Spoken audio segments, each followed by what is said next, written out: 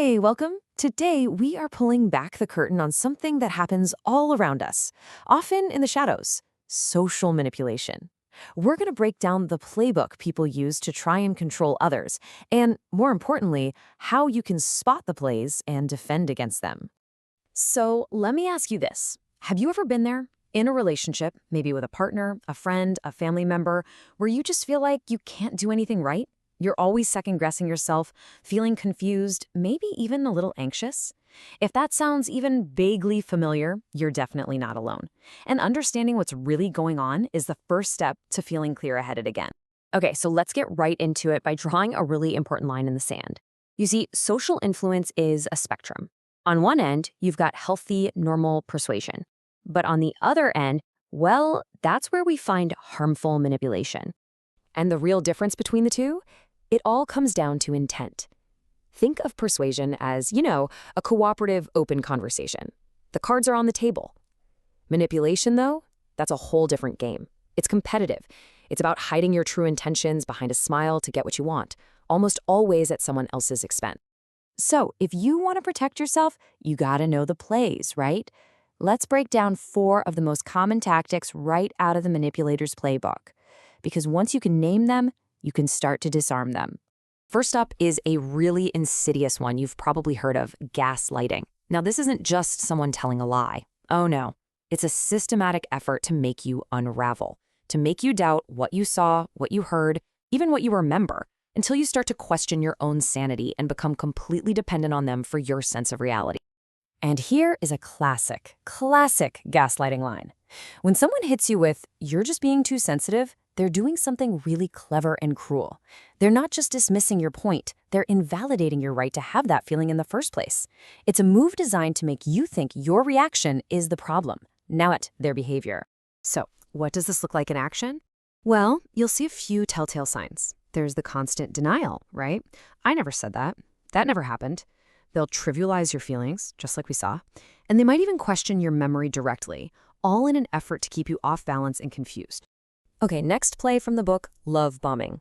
And this one is tricky because in the beginning, it feels absolutely amazing. It's this tidal wave of affection, compliments, and attention. It makes you feel like you finally found the one. But here's the hook. The goal is to get you dependent on them and fast, so it's way harder to notice the red flags that pop up later. And then you have guilt tripping. This is basically emotional blackmail. It's a tactic that weaponizes your own goodness, your conscience, your sense of duty against you. It makes you feel like you're responsible for their happiness or their pain, which is a really effective way to trap you into doing what they want. And here's the script. I bet we've all heard a version of this. This phrase isn't a real expression of hurt. It's a calculated move. It's designed to make you feel like you owe them, like you're being selfish for having your own needs or boundaries. It reframes your independence as a betrayal. And finally, we have triangulation. This is where the manipulator basically becomes a director of their own little drama. They'll bring a third person into the mix, maybe an ex, a friend, a coworker, to stir up jealousy, competition, and confusion. It keeps you destabilized and ensures they remain the center of all the attention and power. So you might be wondering, what kind of person does this stuff all the time? What's actually going on in their head behind that mask? Well, psychology gives us some pretty clear clues. A lot of research points to something called the dark triad. It sounds dramatic, I know, but it's a useful term for a combination of 3 specific personality traits that you often find in people who are chronic manipulators.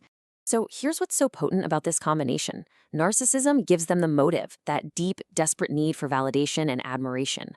Machiavellianism gives them the strategy. They see people as pawns to be exploited.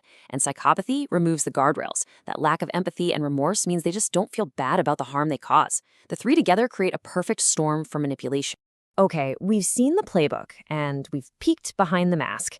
Now for what I think is the most important part of this whole explainer: how you can actually build up your defenses and protect yourself. First up is a fantastic technique for disengaging. It's called the gray rock method. Here's the thing. Manipulators feed on drama. Your emotional reactions, anger, tears, frustration, it's all fuel for their fire. The idea here is to become as boring and uninteresting as, well, a gray rock. You basically starve them of the reaction they're looking for. So how do you do it? You become intentionally unresponsive. You give short, factual, even one-word answers. Okay. I see. Keep your face neutral, your tone flat. You don't share personal stories, you don't argue back, you don't take the bait. The less of a reaction they get from you, the more likely they are to get bored and go look for their drama supply somewhere else. But look, sometimes you can't just ignore someone, right? Maybe you have to co-parent with them, or they're your boss. For those times when you absolutely have to communicate, there's a brilliant framework called BIF. BIF stands for brief, informative, friendly, and firm. The whole point is to respond in a way that is super clear and sets a boundary, but gives them absolutely nothing to hook into and argue about. It lets you shut down conflict before it can even start. Okay, let's look at a real-world example. Imagine you get a text or an email that says this. It is just dripping with accusations and personal attacks. Your first instinct is probably to jump in and defend yourself, right? But that's exactly the trap they want you to fall into. Now look at this. This is a masterful BIF response. See how it just sidesteps all the drama? It's brief. It's informative, sticking only to the objective facts about the homework. The tone is polite and friendly, and it is absolutely firm. It ends that specific topic of conversation. It solves the problem without feeding the drama. It's perfect. When it comes right down to it, all of these strategies are about one thing: reclaiming your own reality. It's about getting to a place where you can trust your gut, your feelings, and your own memories again. And if you take one thing away from all of this, let it be this: knowledge is your armor. Seriously, the moment you can see the playbook for what it is, the moment you can say, oh, that's gaslighting, or, yep, that's a guilt trip, it's like a switch flips. Their tactics lose all their power. You're not playing their game anymore. You're just watching it from the sidelines, and you can choose to just walk away. So I'll just leave you with this question to think about. You have the playbook now. You know the defensive strategies. The power is truly back in your court. So how are you going to use this knowledge to protect your peace and your own reality?